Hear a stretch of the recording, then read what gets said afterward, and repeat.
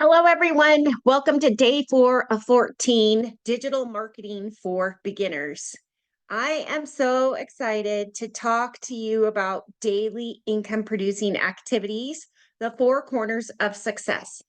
Daily income producing activities, also known as IPA. I wanted you to get more information on how the four corners are interactive. You can't have the post is on top of the follow-up for a reason. Those two connect, as well as direct messaging we talked about and engaging. Those two connect. So we're going to bring it all home because the post will also follow up with the follow-up. Today we're going to talk how this is interconnected. Four corners can't have one without the other. We talked about prospects, helping your algorithms, building those connections and engagement. Also, how you direct message an old friend, a new friend. What's the first thing you do? You look at a comment and say, "Who is that? What are they up to?" I want to ask you, what's the first thing you do when you see a comment from a new follower or your auntie? You go creep their page. I'll admit it, we're all friends here on this guide. So you go check out their page, see what kids they have, who did they marry? You can admit it, we all do it. That's exactly what they do. So that's why your Facebook, TikTok, Instagram is your business card. It's your business billboard, and you add value to posting. That's why posting is so important. There's going to be two parts to posting. This is the first part. Tomorrow, I'll talk about another part to posting. It is that important. So let's really talk. How do you gain attention to people? You add value. So that's why I wanted you to hear about the four corners of success. We have to always follow our hearts, being real, raw, and relatable to build that security, safety, and trust with people. So just like when you post, you think about what would others want to know about you. Well, let me just tell you, I'm showing you a grocery store. You're wondering, why are you showing me a grocery store? It's brick and mortar. This is social media. I want you to go into the grocery store next time and change your viewpoint from looking at as a consumer and now you're a marketer. Stores can help you with your social selling. Stop looking at your business when you go into the grocery store, I had a minor in business marketing at Cal State Long Beach. And I'm going to teach you what I learned with my minor in marketing, business marketing. We learned that people will buy based on attraction. They are attracted to you based on what buzzwords you use, what colors do you use, what tricks do you have, what wording do you use. They don't even walk into an establishment without everything in place. They direct you towards something. So when you walk into the grocery store, look at what they're kind of driving you toward. It's all strategic. So when you look at things, go, why is that there? So today when you go shopping, look at the I went into a Macy's and I was thinking, wait, now what is this store all about? I looked to the perimeter on the side. Right when I walked in, it said sale, last chance. It was a big, bold clearance 50 to 70% off. It was kind of tucked to the right and it was right by the door. It drew me right to those dresses, sundresses. And I was just thinking, each rack had sale 50 to 70% off, but a huge yellow sign at the top. I was going in for makeup because I needed some Lancome, but I ended up over in the section where it had the last chance and the yellow signs. So I ended up getting a few sundresses, and it was just like it was a flashing yellow sign at the top with each rack that said 50 to 70% off. One said 70% off. Of course, I went there and I went through the clearance aisles. So when you go to the grocery store, that is where I want you to analyze. Let me just show you that. So that's the Canva. I love the grocery store. It shows you the marketing ploy of pharmacy, bread, eggs, milk, cheese, meat, seafood, produce, deli, and flowers. Why are they all along the whole perimeter of the store? You always walk in through the entrance where that card is or the exit, and there are registers all along the exit. But they put those main things because you're going into the store for 2 to 3 items, you might end up buying something else, but if you're going in for 1 item, you're probably not going to get, exactly something on sale. I want you to notice when you walk in, why do they put the bread and the flowers right by the entrance? To the hunger hormone comes up when you smell that bread and it makes your shopping experience so much better. And you go in hungry. What do? You end up spending more. The flowers give you a happy hormone so that you want to enjoy your shopping experience. Did you know meat, poultry, eggs are all outside of the grocery store? Exactly. Those staples are for you to get your 2 to 3 things, but you need those fruits, meats, and veggies are on the edge of the store, and they want you to have to walk through the aisles. And they strategically put those aisles at those so that you have to get to the back of the store, so that you stop and that when you come to the marketing aisles, you see it drives you down the aisles. What do they put at your line of sight? It's so that it's a typical woman, 5'5", 5'6", so you can reach the third or fourth shelf. They spend the most amount of money there. You always ask yourself, why is that flower at that height and that flower is below? Why are those granola bars facing right at my eyesight? And those granola bars are at the bottom. It's because they don't have the contract with the store, they don't have the marketing funds to pay for it. So your line of sight is what's going to drive you toward that particular item. Now, when you go down the aisle, you be careful, just see what draws you into that aisle. They're going to use buzzwords: low fiber, high protein, creamy goodness. They pay big bucks for you to drive you to those sale signs, the big flashing yellow signs. It attracts you down that aisle so you notice. And everyone sees a grocery store sale placed strategically there. Sometimes it's a moving area where they put different sales, but you are taking the grocery store. I want you to pause this video and I want you to think about how the exile drives you right through those aisles so that you get things on your way out. It is so important. I'm going to trade some of these words for and I want you to take 4 to 5 seconds or 4 to 5 minutes, just write down 4 to 5 main pillars. What is your bread, your eggs, your meat, your cheese, your poultry, your produce that gets people into your store? Because at the end of the day, people are buying from you. They want to know who you are. So pause this video and make a list of things that make you unique. I think of the bakery, is kind of like a Colorado person. My husband and I race cars. We love our 2 daughters who are aerospace engineers. We have 2 Aussie dogs, and I think I'm really funny. I like to giggle, and I love my health and wellness. I lost 30 pounds, so people want to know about my lifestyle, how I lived in LA, how I love people, how I am the oldest of 3 daughters and married to my husband 28 years. I have an 84-year-old dad. I funded my girls through volleyball, and I'm a kindergarten teacher. So what funnels people to get around my store and the entire establishment is these pillars. Don't forget to remember that you're going to always have that and sprinkle in commercials like those sale items about your business. So it comes in handy and it just makes a difference. You want to drive people through those aisles.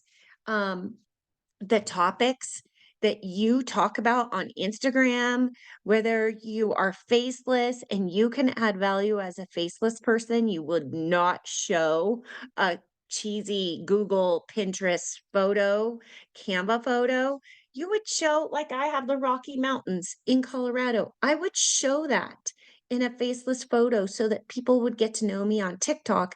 I would mass funnel to get people to come back to my content and my topics. And those arrows help people relate to me. It sets me apart, or it sets you apart to join, because people join people. So hone in on your marketing by talking about your 4 to 5 topics and put it on a piece of notebook paper, and I bet you could talk about all 4 to 5 topics for 20 minutes. Those aisles, they charge the most. And I really honestly see it like the piggyback ideas help you to know. I wanted to show you this one thing, and it's right back here. It's my Instagram feed is the business helped pay for the medical bills. I am home helping out my 84-year-old dad, and medical bills went to collections. I am so grateful I have this project to help pay for the business, helped pay for the medical bills because someone in my family has a pain level of an 8. If I were out working, kindergarten teaching every single day, I don't think she would faint. She would not be able to get to school. I am helping save my marriage and helping my family through these really hard times. And that is what people want to hear. They want to hear how it saved my marriage because I can pay for the medical bills. I don't have to say we're out of money in this crazy Colorado economy and check my bank account before I go shopping like I used to. People will watch my content and they will put themselves in my shoes as a teacher. It's not even enough, and especially a part-time teacher. People see me as also I have time freedom. You can't even I haven't even talked about numbers. I haven't talked about numbers because when my girls both played club volleyball, you know how expensive that is for all the equipment and all the travel for club volleyball, two times two. I was working part-time and I did not miss one practice and not one volleyball out-of-state tournament because of this project. It gave me time freedom, and there are some people who are so glued to their job, they haven't been to their kids' one practice or one game because they're so busy. And when you are sharing, you don't want to go on and on about time freedom and financial freedom because that's just a buzzword. People want to hear real stories that share and show. And also, I didn't wanna be just a stay-at-home mom that didn't contribute to the family. I This gave me my spark back so that I had a purpose and I can contribute to the family. So this is a for the beginner. This guide will help you see that value of posting your pain points, how you're overcoming it, how I'm a funny mom, I'm a girl mom. I wouldn't be able to connect to a Gen Z clubbing outside of the you know what I mean? That would not be in my pillars. I'm hitting the, retirement age and baby boomers, so that's why I want you to know that people want to know who you are. So hold on to your seats and buckle up because this is my heart's desire to have you build the security, build the safety and trust with people because at the end of the day, they're buying from you. So this is the produce aisle, the marketing ploy of a grocery store. Now, when you go into the grocery store next time, I don't want you to be a consumer. I want you to be um, a marketer and utilize it towards your ability. I hope that was a good visual. So hold on to your seats when I talk to you about how important it is when you go to the grocery store and you see the magazines. Oh my gosh. Don't just put your phone down at the register and make sure you look at the magazines. Even take one, they want you to take that magazine to the grocery register, buy the magazine, and then pay for it at the counter. This is where they're paying hundreds, thousands of dollars for the colors, the tips, the buzzwords, the current events, recipes, workouts, sleep, food. I am not kidding when grocery stores pay so much money for where they put those magazines. They also um, want you to give them their postal code. Have you ever had a grocery store ask what's your area, your zip code? You should say, I want you to pay me $100 for that because that zip code tells you what are the demographics like. Are there seniors living here? Are there single people? Are there people with 2.4 kids? They will put in that grocery store the demographics for that zip code, and you will see they do their research. They put eye-catching ideas for that demographic. Do they have what kind of job? What's the medium income? It's all a ploy, and magazines are so great. I'm into health and wellness, and I have lost 30 pounds.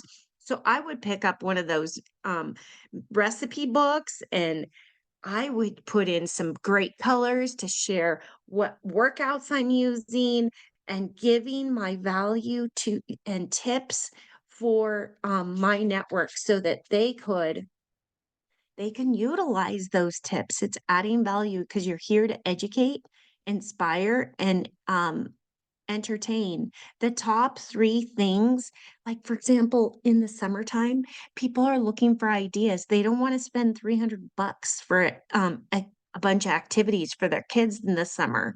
So you can piggyback right here what grocery stores and magazines pay hundreds of thousands of dollars for by just saying, "Hey, these are the top 3 things I'm gonna do at a low cost this summer, adds value to the mom who has no idea what they're gonna do with their kids all summer." So, it's so important to set yourself apart and not compare yourself to everyone, but find what makes you unique, and someone else will be connecting to you. People who are connecting to you are they're the same. It's a lead magnet, and I can't even tell you how important it is when you are going when you are people are not you don't lead with the business. You are leading with you. You are the lead magnet. You are the biggest lead magnet at your disposal. Hone in on your personal pillars. This is your niche. When we say make connections, do we lead with the business? No, birds of a feather flock together. I am writing down my perfect kind of candidate that would be my kind of niche customer. And you guys do not know, but most of the people are about my age, my kind of life. Inside a story template, you will see it is so important to put in that what your pillars are, what you believe in. They are your hot leads. It's not that I am a course. I'm not gonna say that I'm gonna focus all on my health and wellness as far as products, or I am the digital course. I am going to talk about me and my what sets me apart from everyone else. If you have a faceless account, don't put a weird Canva picture there or some Google picture or Pinterest picture. People want to, if you are living in Colorado or wherever you live, show your area. People want to see where you live. And when you are a lead magnet, you have to put in hashtag Colorado Rocky Mountain, hashtag Vail, hashtag Breckenridge. Random Canva posts do not get people to connect with you. They want you. They want to size you up. They need to know that they can feel safe around you, building security, safety, and trust. And they want to feel like they've known you their whole life and they've never even met you before. So even if And that's when you know you really honed in on your posting, because people will feel like they've known you their whole life but never spoken to you, because um, birds of a feather flock together, and you will have the same pain points. You will speak outside of your grocery store so that you're relatable. You're not your course. You're not the business. You're not the team. They want to join you. They want to join your course. They want to join your team. They want to join your business. You are the magnet.